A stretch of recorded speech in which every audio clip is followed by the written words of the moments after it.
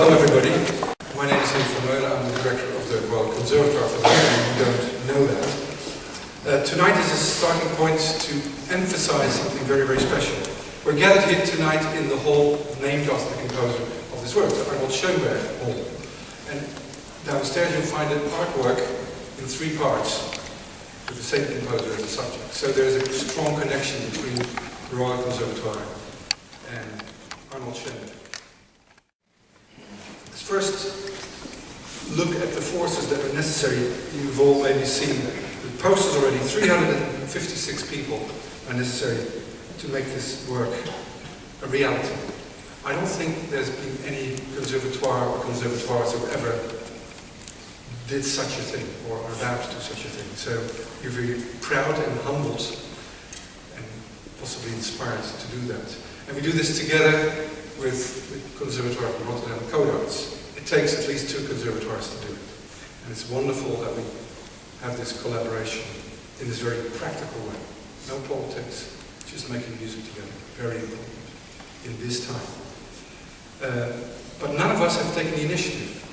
The person who's taken the initiative is Neil Wallace. He's the director of the Doelen, artistic director of the Doelen. And in order to make all of this possible, we need to raise a lot of money, because the Doelen has money. We may have a little money, mostly have students, and so does Codarts. But of course it's a very expensive project. So we've had to start a foundation and try to find money outside our institutions. And so the Bank Nederlandse Gemeente has given money, Prins Bernhard Cultuurfonds has given money, the SNS Reaal Fund, the City of The Hague, and the Stichting Bevordering van Volkskracht. I won't even try to translate that into English. And I'd like to ask Neil Wallace to represent the Foundation for Young Symphonic Talent.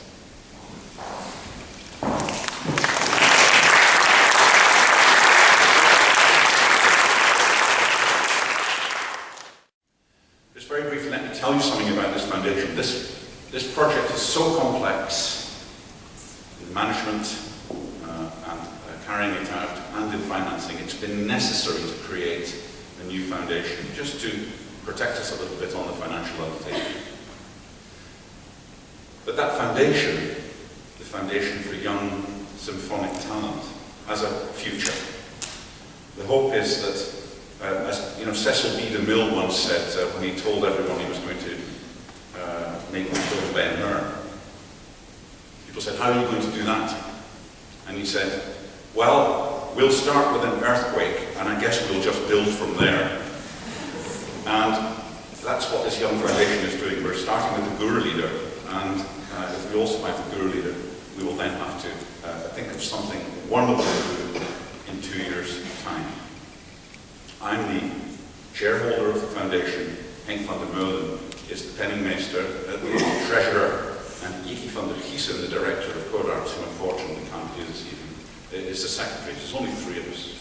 But together I hope that in the future we'll be making new projects happen. One other comment. You're going to have a fantastic time in this project. You're going to be pushed to the limit. You'll be inspired, you may be frustrated, you'll get tired, but at the supreme moment when those halls are full of people, I think this is going to be something you will never forget. It's just possible, it is just possible, that this is going to be the first Gurrelieder in which you play or in which you sing. And it's just possible it might be the only one. It's when you get to grips with this masterpiece, you'll understand immediately why it's so rarely done. Enjoy yourselves, play well, sing well, and look forward to catching up with you later. Thank you.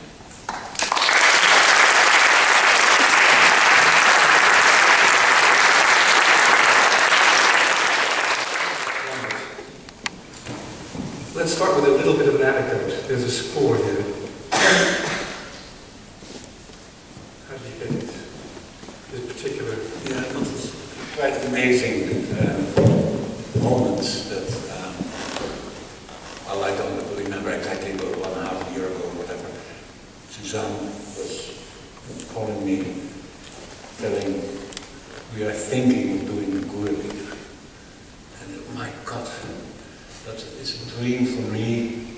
I'm not the kind of musician who's thinking, if I've not conducted Brahms' Third Symphony or Mahler Second, Mr. Conservatoire or orchestra, then my life is not complete. It's not the way I'm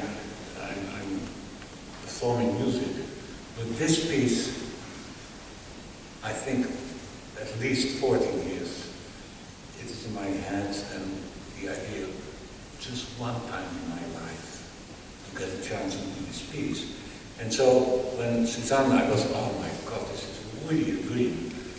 And then it happened that a few days later, the widow of the former director of the Conservatory in The Hague, Jan van Vlijmen, she phoned me and she asked me, do you remember what the farewell gift was present to Jan when he stopped in The Hague as director? I said, no, I have no idea.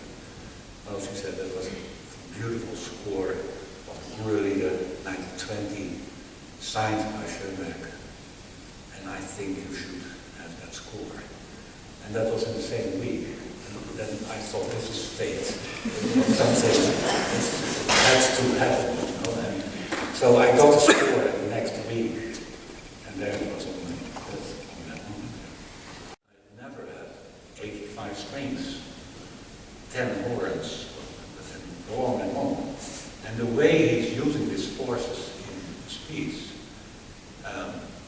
it is so impressive and so overwhelming that since I know that I'm going to do this piece, I can't stop anymore. You know, I have to go into the piece, and every moment, oh my God.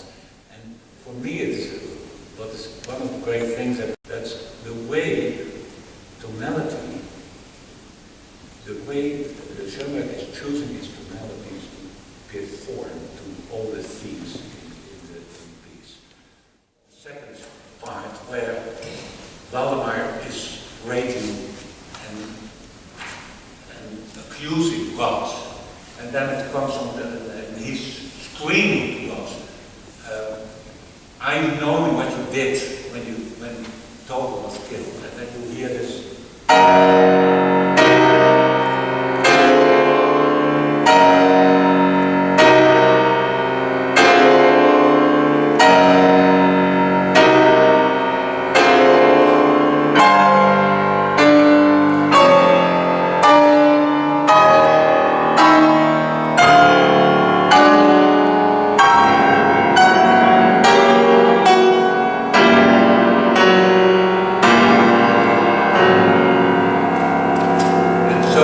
That's also the way it ends, this part, where it gives the same harmony.